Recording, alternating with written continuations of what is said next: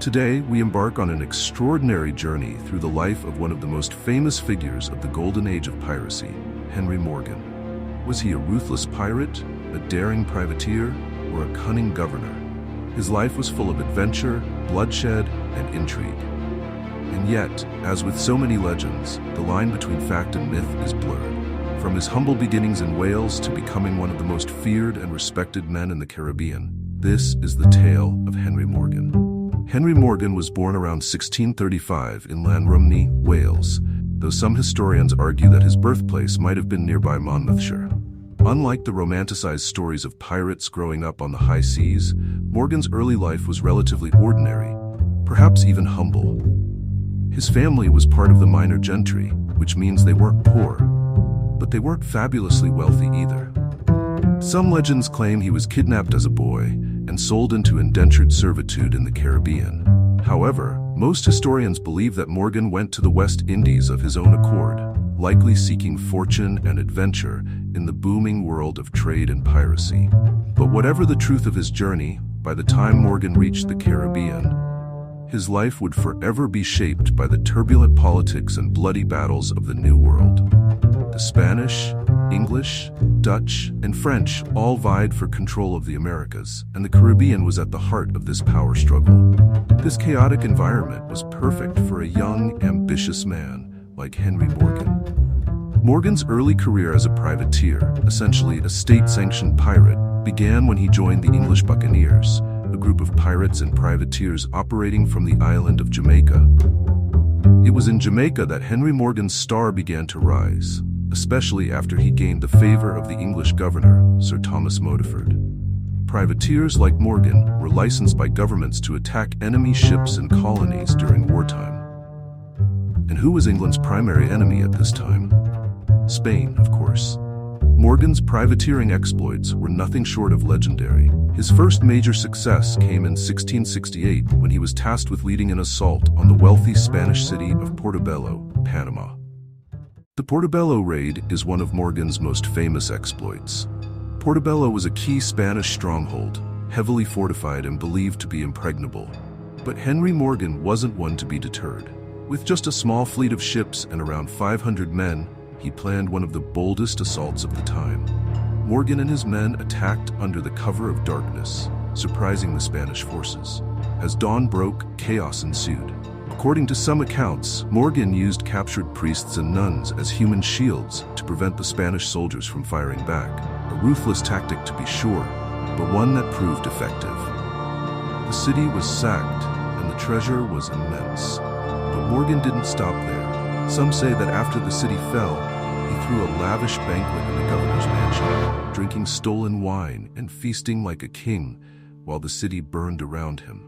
The Spaniards were horrified by Morgan's cruelty and cunning, and he quickly earned the nickname El Diablo, the Devil.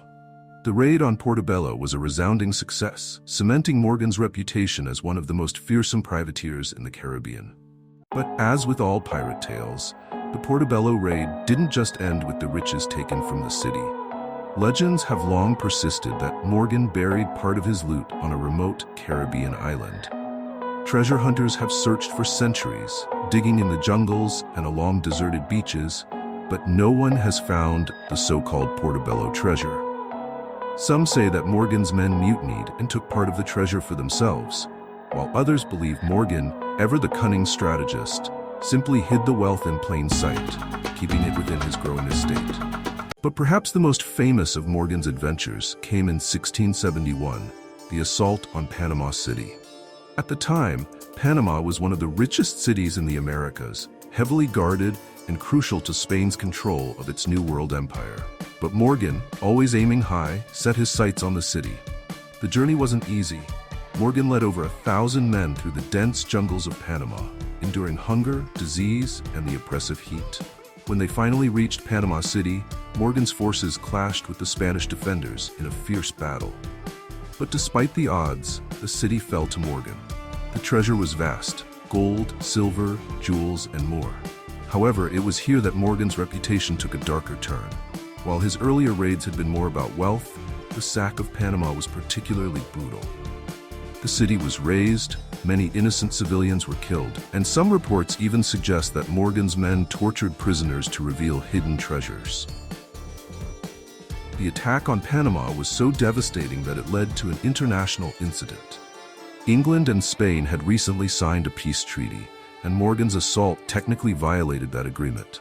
To save face, the English government arrested Morgan and brought him back to England. Once in England, many believed Morgan's career was over, but in an incredible twist of fate, instead of being punished, Morgan was hailed as a hero. England's King Charles II, always eager to undermine Spain's power, saw Morgan's exploits as a boon. Morgan was not only acquitted of wrongdoing, but was also knighted and sent back to Jamaica as Lieutenant Governor. Morgan's appointment as Lieutenant Governor marked a dramatic shift in his career.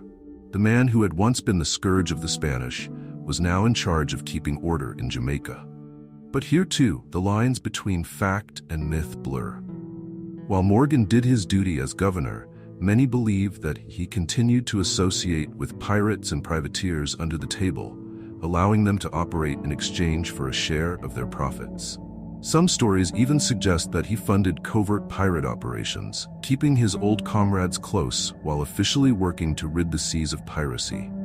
But perhaps Morgan's greatest challenge as governor wasn't dealing with pirates, it was dealing with his own vices. By all accounts, Morgan was a heavy drinker. Some say that toward the end of his life he became a notorious alcoholic, holding wild parties on his Jamaican estate where rum flowed like water. It's no surprise, then, that the famous Captain Morgan brand of rum would later be named in his honor. By the late 1680s, Morgan's health began to fail. Years of hard living had taken their toll, and some reports say that he suffered from liver disease, likely exacerbated by his excessive drinking. On August 25, 1688, Henry Morgan died at the age of 53. His death was marked with a grand funeral in Port Royal, the pirate capital of Jamaica. But even in death, the legend of Henry Morgan didn't end. Some say that his ghost haunts the ruins of his sugar plantation in Morgan's Valley. On stormy nights, it's said you can hear the rattling of chains and the clinking of treasure chests, as if Morgan himself is still searching for the riches he never truly found. So, what is Henry Morgan's legacy? Was he a bloodthirsty pirate driven by greed and violence, or was he a patriotic privateer, fighting for England's glory and expanding the empire's reach? The truth, as is often the case with figures from history, lies somewhere in between.